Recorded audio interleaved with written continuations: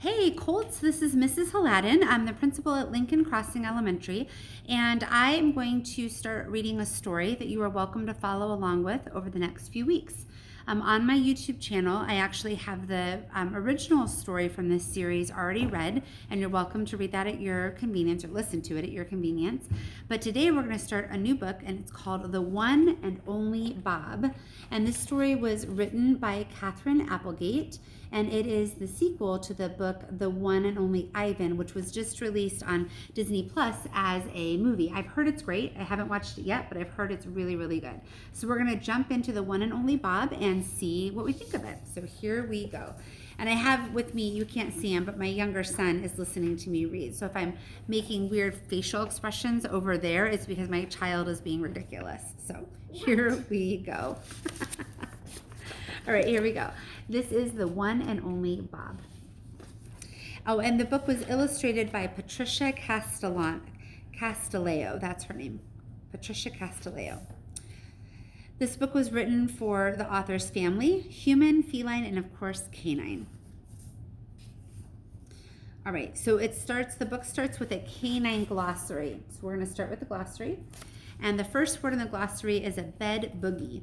A bed boogie is a circular dance performed by dogs before settling into bed, probably a primitive nesting behavior.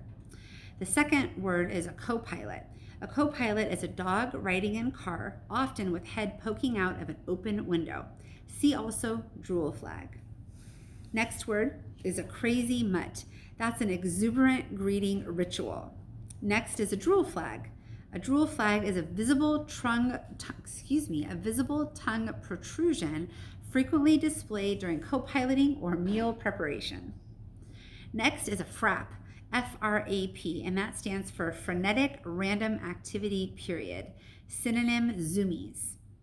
And the next word is full wag, the happiest tail position, a relaxed circular swish, sometimes includes hip wiggles.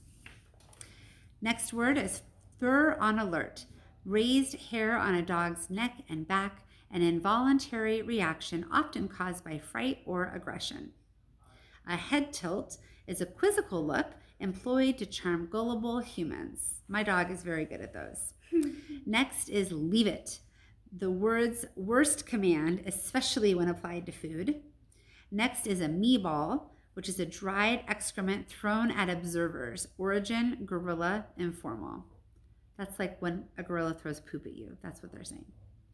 Next one is a play bow, which is a body position with elbows down and rear up, signaling an invitation to have fun.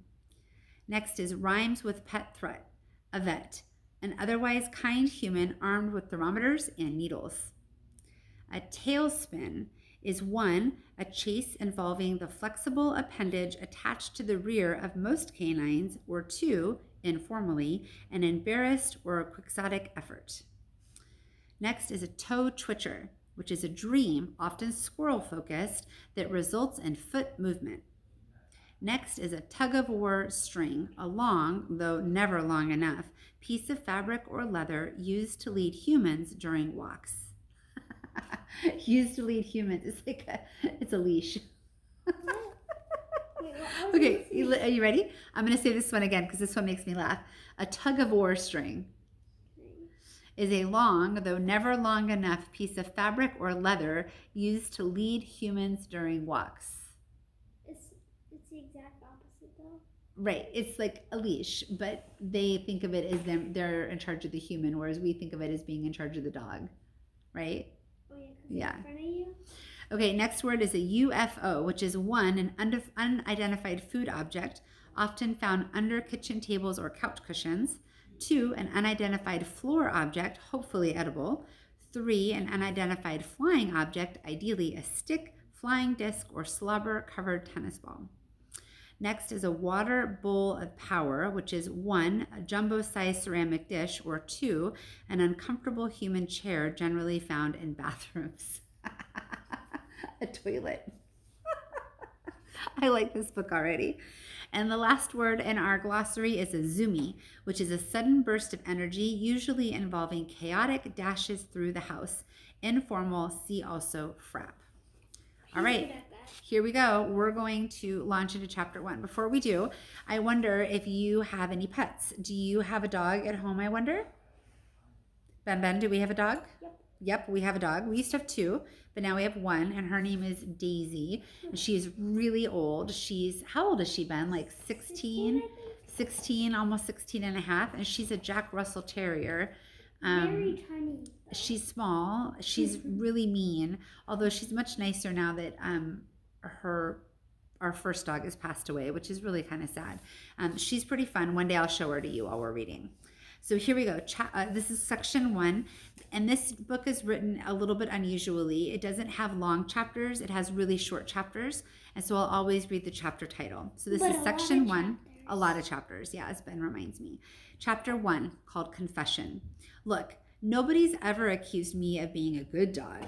I bark at empty air. I eat cat litter. I roll in garbage to enhance my aroma. I harass innocent squirrels. I hog the couch. I lick myself in the presence of company. I'm no saint, okay? Here's a picture of him.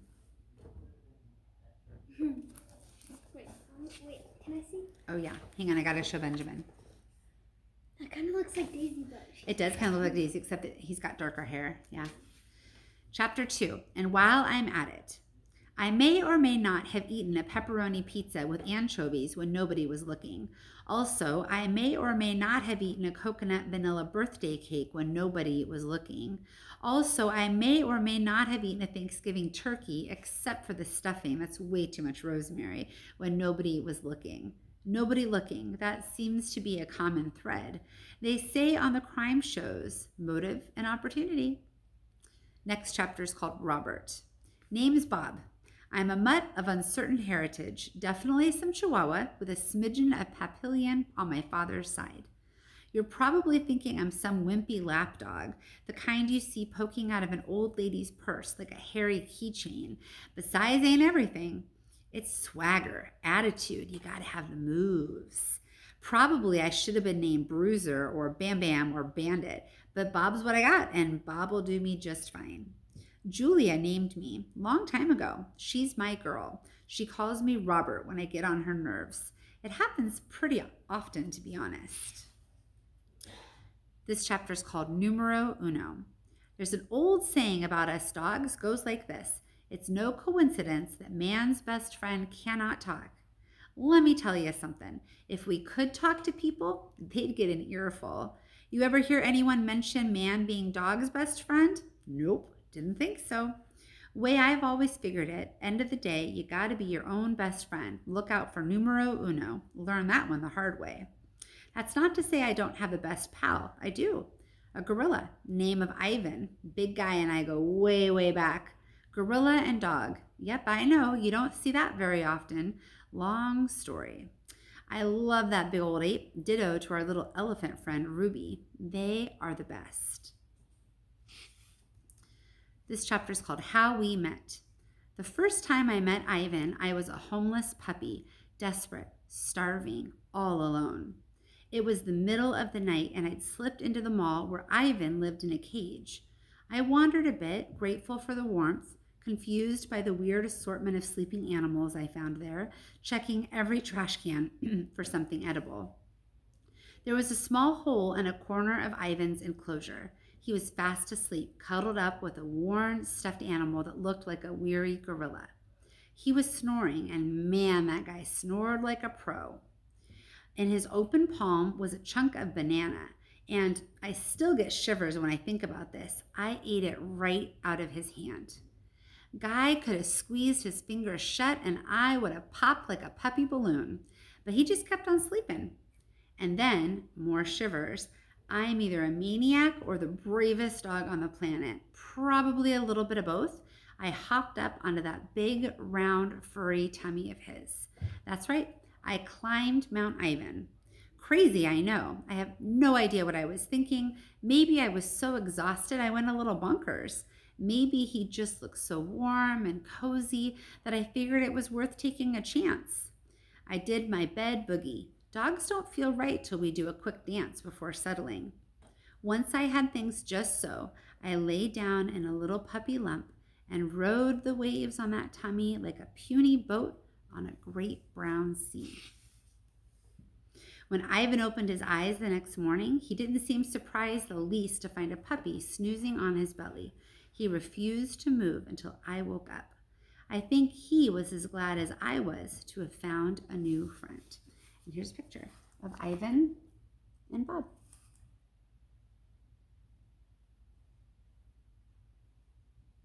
See that, Ben? All right, and we're going to stop there on that section. And the next time we read will probably be, I'm going to try to do every day if I can. But the next time we read, I'll put it up on YouTube as well. I hope you enjoyed it, and I hope I see you again soon for our next set of chapters. And remember, you can always go back and listen to the first book in this series, which is called The One and Only Ivan. And you can find that on that YouTube channel too. So for now, we're going to say goodbye to Bob, and I'll say goodnight to you, and I'll see you soon. Have a great day, Colts. Bye.